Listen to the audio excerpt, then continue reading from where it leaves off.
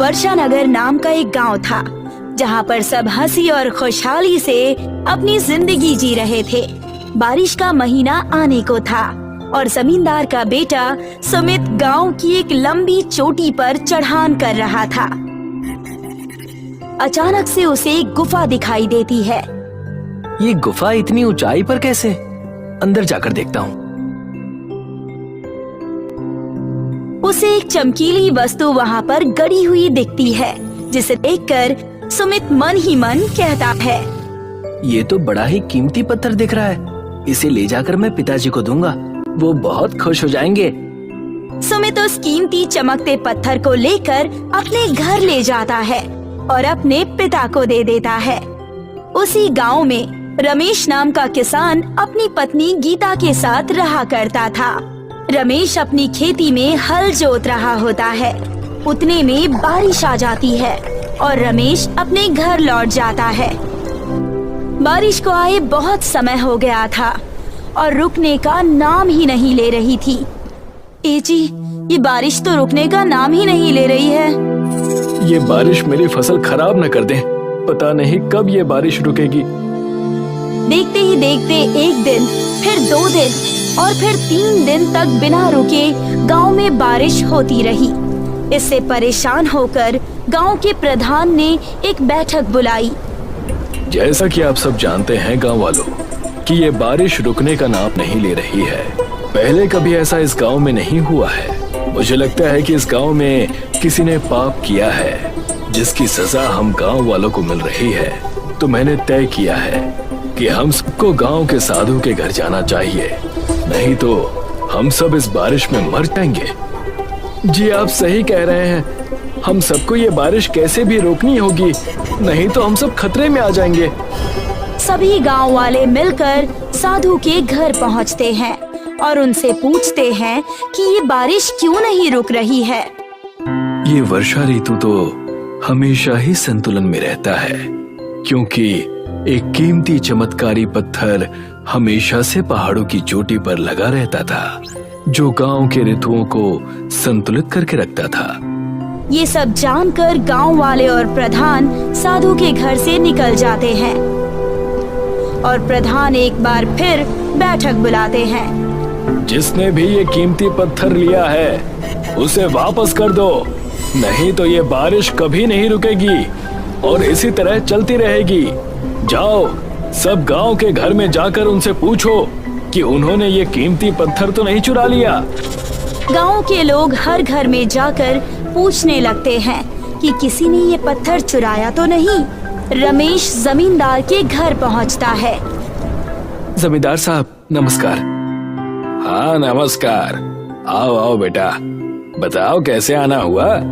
मैंने सुना है कि सारे गांव वाले घर घर घूमकर कुछ ढूंढ रहे हैं।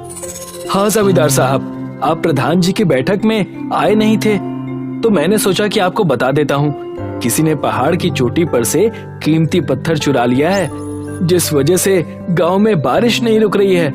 वो पत्थर ऋतुओं के संतुलन को संभाल कर रखता था और वो बड़ा ही कीमती पत्थर था। तुम कहना क्या चाहते हो कि वो पत्थर मेरे पिताजी ने चुराया है? नहीं नहीं सुमित, मैं तो बस बता रहा था। हम सभी के घर जाकर पूछताछ कर रहे हैं कि कहीं गलती से ही आप अपने घर पर लेकर तो नहीं आ गए। नहीं नहीं, हमारे पास ऐसा कोई पत्थर नहीं है, तुम जा सकते हो। ये सुनकर रमेश वहाँ से घर लौट जाता है, जहाँ उसकी पत्नी गीता उससे कहती है, क्या हुआ जी, कुछ पता चला कि किसने वो पत्थर चुराया है? पता नहीं चला, मगर मुझे लगता है कि वो पत्थर शायद जमींदार के पास है, क्योंकि जब मैंने उससे पूछा तब उसके बेटे सुमित ने बड़े गुस्से में जवाब दिया। मगर मेरे पास कोई सबूत नहीं है, इसलिए मैं कुछ कह नहीं सकता। अगले दिन प्रधान एक बार फिर बैठक बुलाते हैं और उनसे कहने लगते हैं, जैसा कि आप जानते हैं कि हम लोगों को अभी भी वो पत्थर नहीं मिला है, इसीलिए हम खुद पहाड़ पर जाकर उस पत्थर को ढूंढेंगे कि कहीं गलती से वो अपनी जगह से हिल न गया हो। तो बताओ, कौन जाना चाहेगा पहाड़ की चोटी पर? मैं जाऊंगा। मगर इतनी बारिश में वहाँ पर बहुत खतरा हो सकता है ना? हाँ रमेश, इस बात को समझो, वहाँ बहुत खतरा हो सकता है। मैं जाऊंगा। इस बारिश की वजह से हमारे खेत और खलिहान खराब हो चुके हैं। इस बारिश को मुझे कुछ भी करके रोकना होगा, नहीं तो अपनी जिंदगी अच्छे से जी नहीं पाएंगे। रमेश पहाड़ की चोटी पर चढ़ना शुरू करता है। जैसे ही वो चोटी पर पहुंचता है, उसे एक गुफा दिखाई देती है और वो उसके अंदर जाकर देखता है तो उसे वहाँ पर एक अनोखी किताब दिखाई देती है। ये तो बड़ी ही अनोखी किताब है जो बहुत ही चमक रही है। पढ़कर देखता हूँ। उस किताब में ये लिखा होता है कि कभी भी अगर वो चमत्कारी पत्थर खो जाए तो इसी तरह का एक और पत्थर तुम्हें दूसरे गांव शिमपुरा में मिलेगा। उसे वहां से लाकर अपने स्थान पर रख देना। ऐसा करने से बारिश अपने आप थम जाएगी।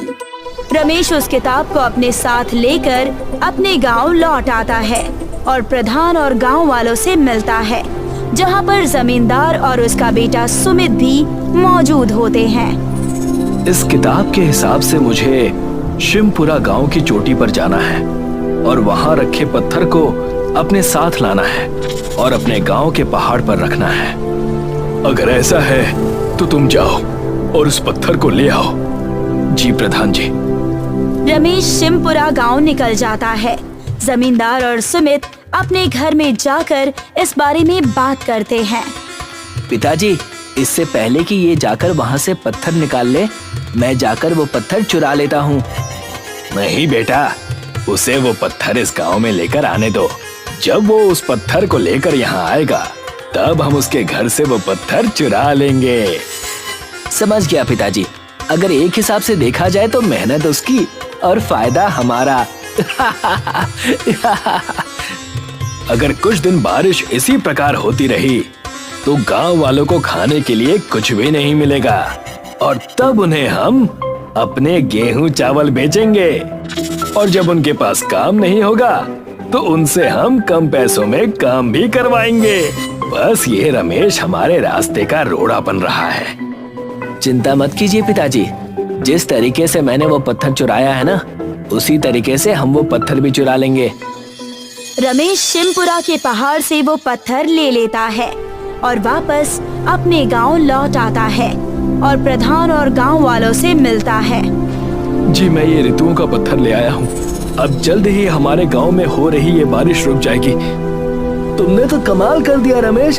अगर तुम ना होते तो ना जाने क्या होता हमारा तो खाना पीना मुश्किल हो जाता। आप तो वाकई में इस गांव के नायक हैं। बहुत बढ़िया रमेश, शुक्रिया प्रधान जी। मैं कल ही जाकर इस पत्थर को पहाड़ पर रख दूंगा। आज बहुत थक गया हूँ। ठीक है रमेश, जैसा तुम्हें ठीक लगे। रमेश उस पत्थर को लेकर अपने घर जाता है। जमींदार और उसका बेटा सुमित उस पत्थर को चुराने के लिए रमेश के घर पहुंचते हैं। ये देखो गांव का नायक। कल देखते हैं कैसे ये गांव वालों को अपना मुंह दिखाएगा। चलिए पिताजी, जल्दी से उस पत्थर को चुरा लीजिए और फिर हम यहाँ से चलते हैं। जमींदार उस पत्थर को चुरा लेता है और घर से बाहर निकलने लगता है। जैसे ही जमींदार और सुमित घर से बाहर निकल रहे होते हैं, वहाँ पर गांव वाले और प्रधान बाहर खड़े उनका इंतजार कर रहे होते हैं। आओ आओ जमींदार, आज यहाँ कैसे चले आए? लगता है कुछ ढूंढ रहे थे आप। रमेश अंदर से ऋतुओं का पत्थर लेकर आता है। जमींदार जी, आप ये कीमती पत्थर लेना तो भूल ही गए। जो पत्थर आपके और आपके बेटे ने चुराया है वो नकली है और ये असली है। और हमें ये भी पता है कि इससे पहले जो कीमती पत्थर था वो भी आपने ही चुराया था। जब मेरे पति ने कहा कि वो पत्थर शायद आपने चुराया है तो मैं आपके घर में काम करने वाली मेघा से मिली।